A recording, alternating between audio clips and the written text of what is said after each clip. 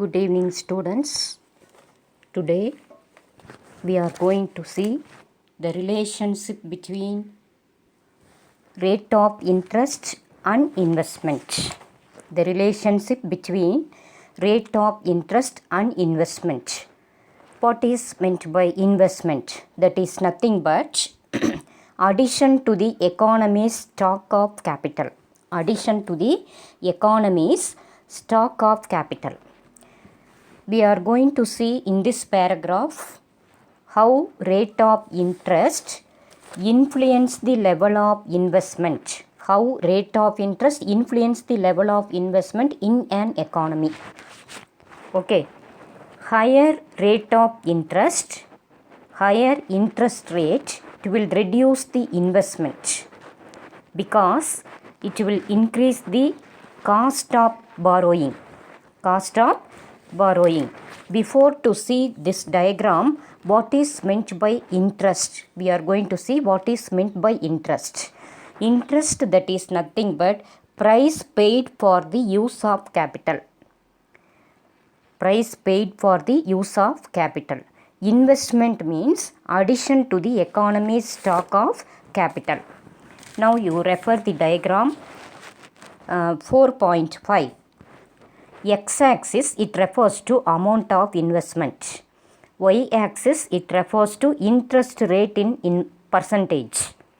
X-axis, it refers to amount of investment, and Y-axis, it refers to interest rate in percentage. Now we are going to see the diagram explanation. If real cost increases, some investment projects are profitable. Investment projects are profitable. They will get profit. If interest rate increases from 5% to 8%, in the Y-axis, you refer Y-axis, if interest rate increases from 5% to 8%, there will be decrease in the amount of investment. X-axis you refer, there will be decrease in the amount of investment from rupees 100 crores to 80 crores. I will repeat once again. If interest rate increases from 5% to 8%, there will be decrease in the amount of investment from rupees 100 crores to 80 crores. If interest rate increase, it will discourage the investment. So, first point you refer, with higher rates, it is costly to borrow money from a bank. So, using savings for the purpose of investment has a chance of lowering the interest payments. If interest rates increases, firm will gain better rate of interest, better rate of return. If interest rate increases, firm, it will get better rate of return. Now we are going to see MEC. That is nothing but marginal efficiency of capital. Marginal, additional efficiency of capital. This was first introduced by J.M. Keynes in the year 1936. Okay, it is a main important determinant of autonomous investment. Autonomous investment, that is nothing but government investment. No profit motive. No profit motive. Next, MEC, marginal efficiency of capital, that is nothing but expected profitability of an additional capital asset. Additional, extra capital asset. It depends on two factors. What are they? First one is prospective yield from a capital asset. Yield from capital asset. Second one is supply price of a capital asset. Capital asset oda supply price. Now what are all the factors we are taken into consideration while making an investment decision? You know what is meant by investment already I told, that is nothing but addition to the economy stock of capital. What are all the factors we are taken to consideration while making any investment decision? First one is cost of capital asset. Second one is expected rate of return from during its lifetime. Third one is market rate of interest, RM. RM, it refers to market rate of interest. So MEC, it is influenced by both short run and long run factors. What are the short run factors? First one is demand for the product. Demand, that is nothing but need, want. Demand for the product. If market for particular commodity is expected to grow, there will be fall in cost and investment will be high. If market for particular commodity is expected to grow, there will be fall in cost and investment will be high. At the same time, fall in demand for goods, there will be rise in cost and investment will be decline or decrease. That is the first factor. Second one, liquid assets. Liquidity, that is nothing but cash holdings. If the entrepreneur, he is otherwise called as organizer, changing agent of the society. So, if the entrepreneurs are holding large amount of capital, MEC will be high. That is marginal efficiency of capital will be high. Third one, sudden changes in income. It is also one of the short run factor that will determine the investment decision. Third one is sudden changes in income. If the business community gets windfall gain or profit or tax concession, if the business community, if they will get windfall gain or profit or tax concession, MEC will be high. Marginal efficiency of capital will be high. Investment will also go up and Now fourth one, MEC, when it will be very less now, decreases in income. MEC falls with the decrease in income. Okay, third one finished. Now fourth one, current rate of investment, at present rate of investment.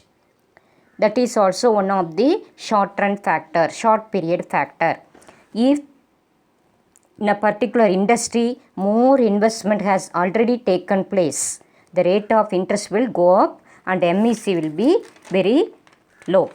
Next, fifth one is waves of optimism, maximism and pessimism.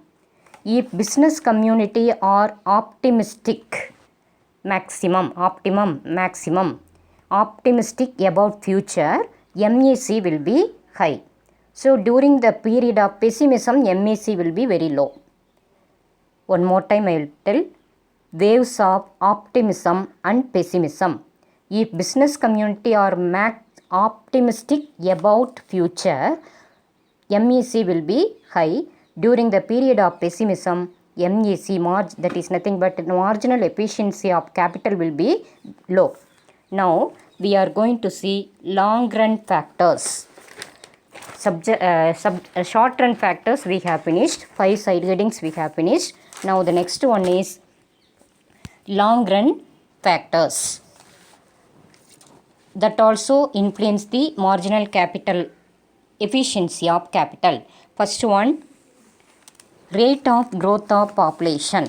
Rate of growth of population. If population increases at a rapid speed, demand for various goods will also increase. So MEC will also be increase. If population increases at a rapid speed, demand for various goods also will increase. At the same time, MEC will also, marginal efficiency of capital will also increase.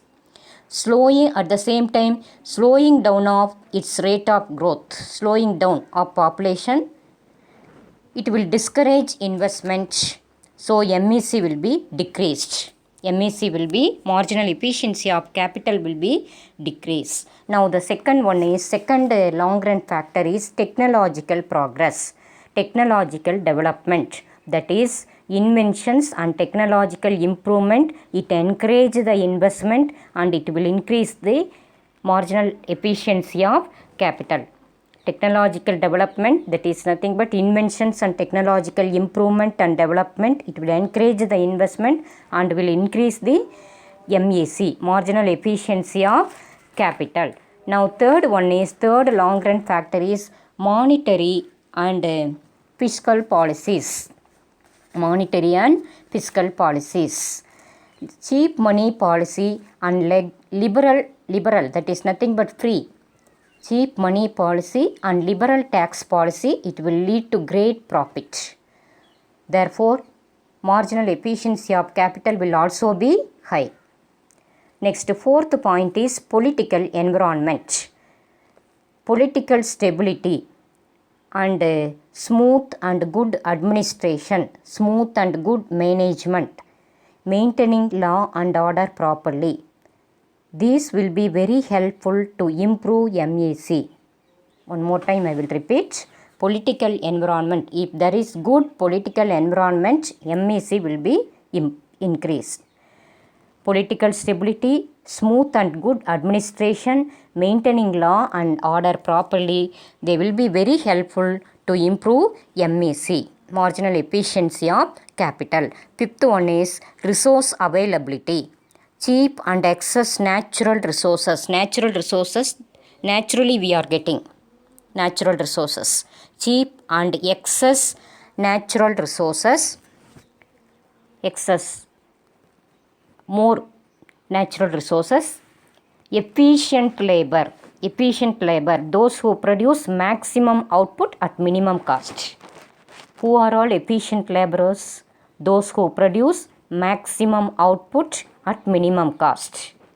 And stock of capital, it will increase marginal efficiency of capital. Now we have studied both short run factors and long run factors which influence the marginal efficiency of capital. Now we are going to see marginal efficiency of investment. Marginal efficiency of investment. Marginal efficiency of capital we have finished. Now we are going to see marginal efficiency of investment.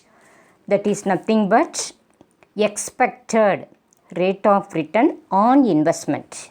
Expected rate of return on investment as additional units of investment. When cost of borrowing high, business activities are less. It motivates to borrow money and make investment on different projects. So the high cost of borrowing, it will reduce profit margin. Okay. Marginal efficiency of investment, introduction paragraph we have studied. Now we are going to see the differences between MEC and MEI. Marginal efficiency of capital and marginal efficiency of investment. First difference is MEC is based on supply price of capital. MEI, marginal efficiency of investment, it based on change in price due to change in demand for capital.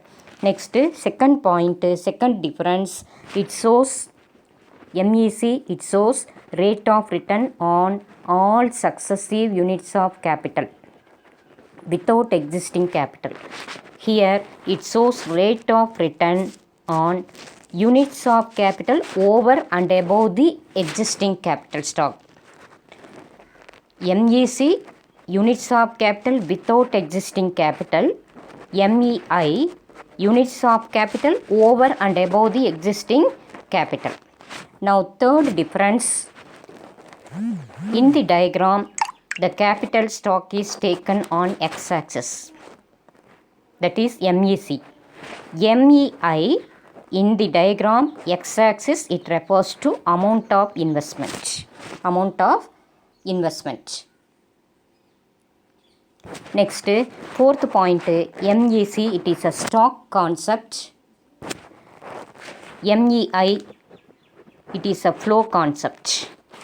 Next, fifth point, marginal efficiency of capital determines maximum capital stock in an economy. MEI, marginal efficiency of capital, it determines net investment of economy at each interest. These are all the differences between MEC and MEI, marginal efficiency of capital and the marginal efficiency of investment. Now we are going to see about multiplier. What is multiplier? We are going to see, and also its assumptions also we are going to see. First introduction. It was first developed by R.F. Kahn in terms of employment. Later it was redefined as investment multiplier by J.M. Keynes. First it was developed by R.F. Kahn in terms of employment. Then again it was defined it as investment multiplier by J.M. Keynes. Now we are going to see the definition. Definition of multiplier. Ratio of change in national income to change in investment. That is called multiplier. Ratio of change in national income to change in investment. Delta I, it refers to increase in investment. Delta I, it stands for increase in delta change. Okay, delta I, it refers to increase in investment. Delta Y, it refers to income. Increase in income. So the formula is K is equal to K, it refers to multiplier. K is equal to delta Y by delta I. The multiplier is called investment multiplier. Investment multiplier. So delta Y, it results from delta I, that is called investment multiplier. Now we are going to see the assumptions of multiplier. What are all the assumptions? Assumptions which limit the operation of the multiplier. First one is, what is the first assumption of multiplier? First one is change. There is change in autonomous investment. You know the meaning of autonomous investment. That is nothing but it refers to government investment, no profit motive. So change in autonomous investment. No induced investment is there. No induced investment is there. You know what is induced investment? That is nothing but induced investment means there is the change in national income. That is income elastic. So first assumption is there is changes in autonomous investment. Second one is no induced investment. Third one is MPC is same. Marginal propensity to consume is same. Next one is fourth assumption is C is F of Y. That is consumption is a function of current income. Next, no time gap in the multiplier process.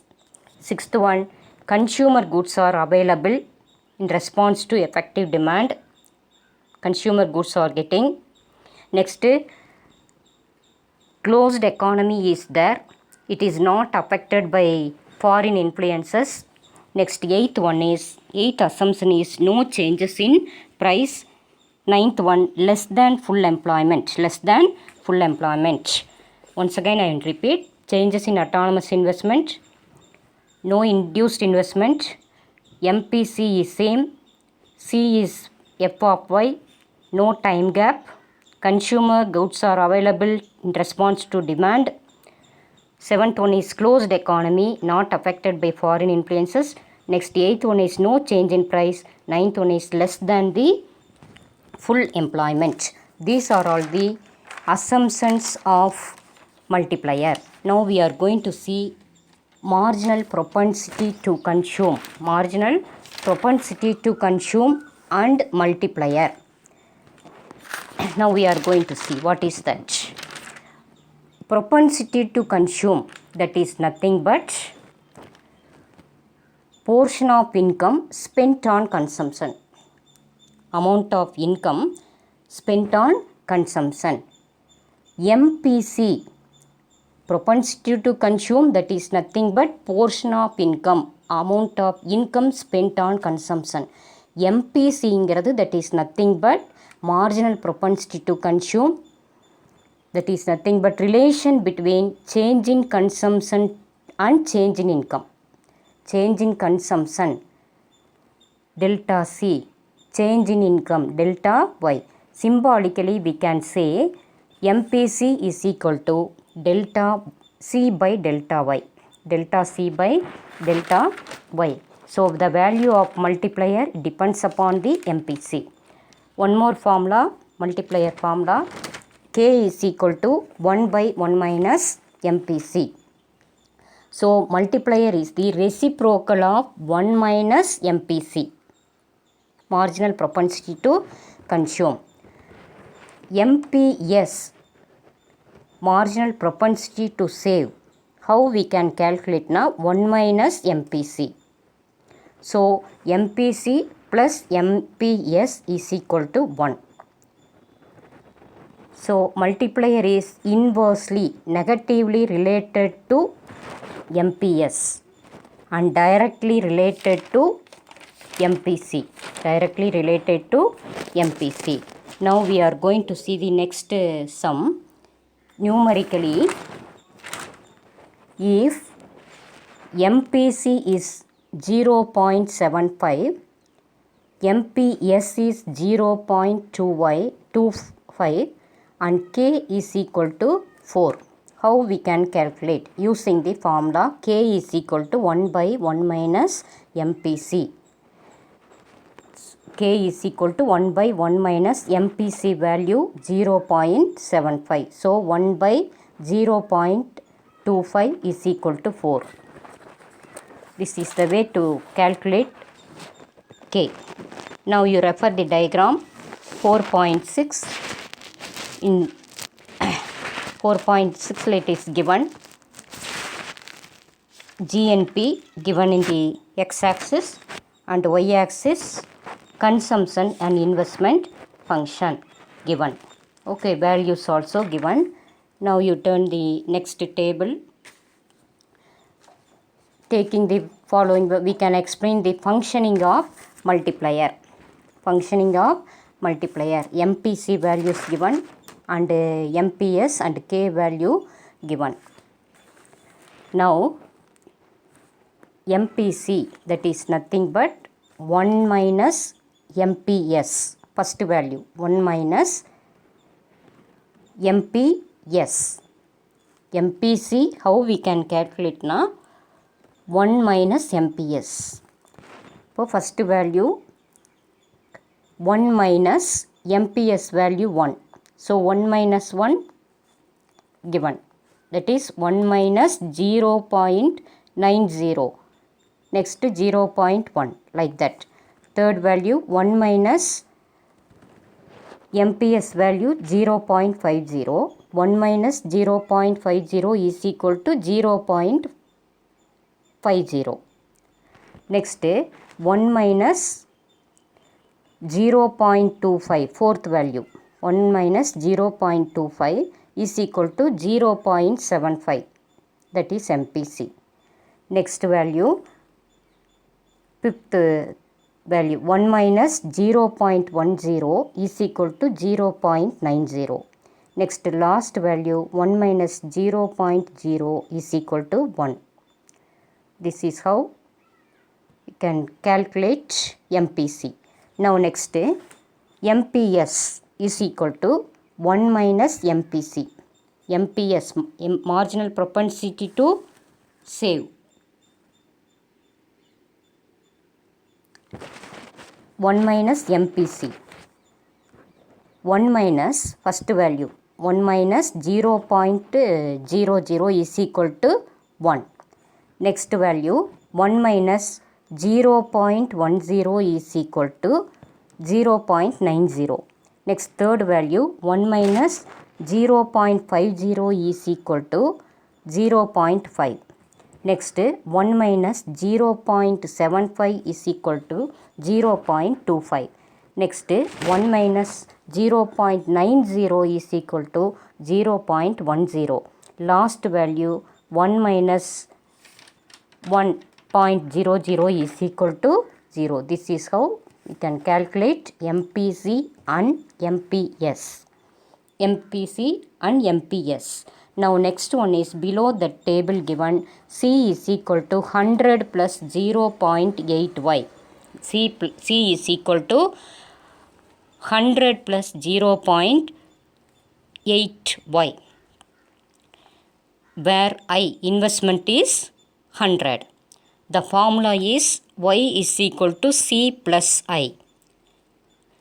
So y is equal to C value 100 plus 0.8y plus the value of investment 100. So y is equal to 200 plus, we want to add both 100 plus 100, 200 plus 0.8y.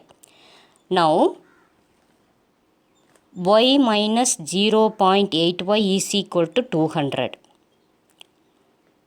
y 1y minus 0.8y is equal to 200.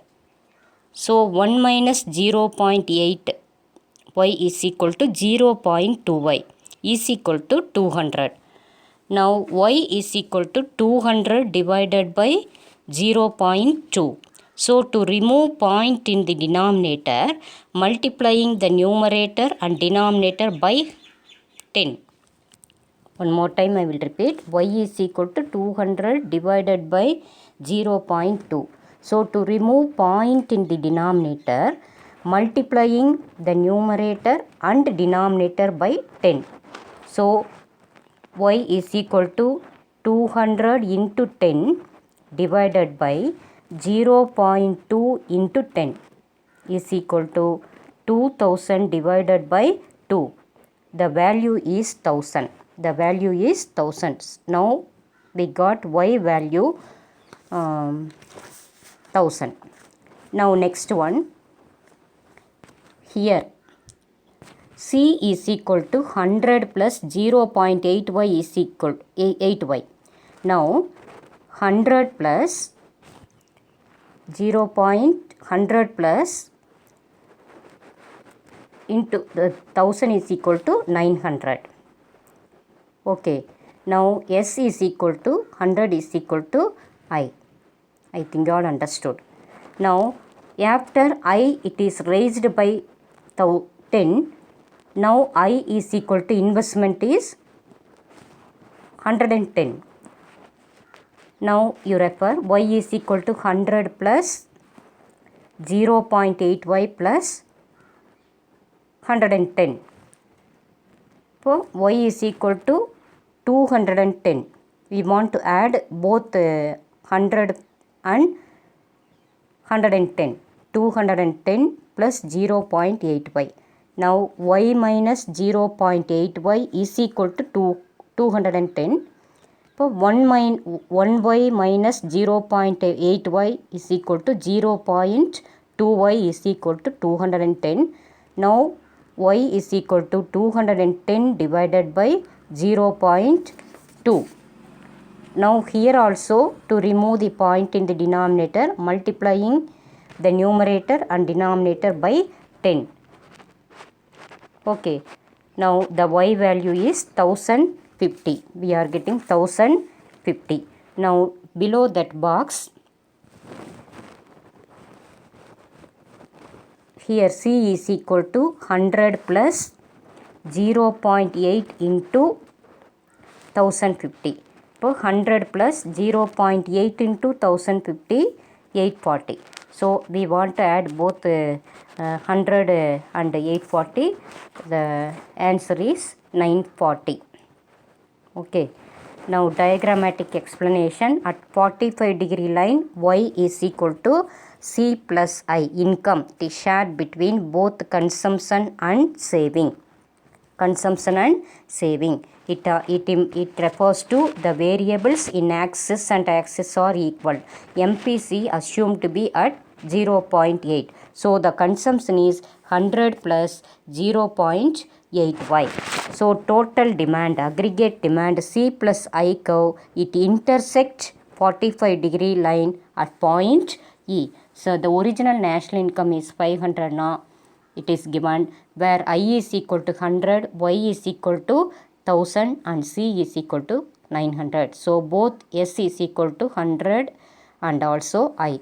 So the new aggregate demand curve is given 100 plus 0.85 plus 100 plus 10.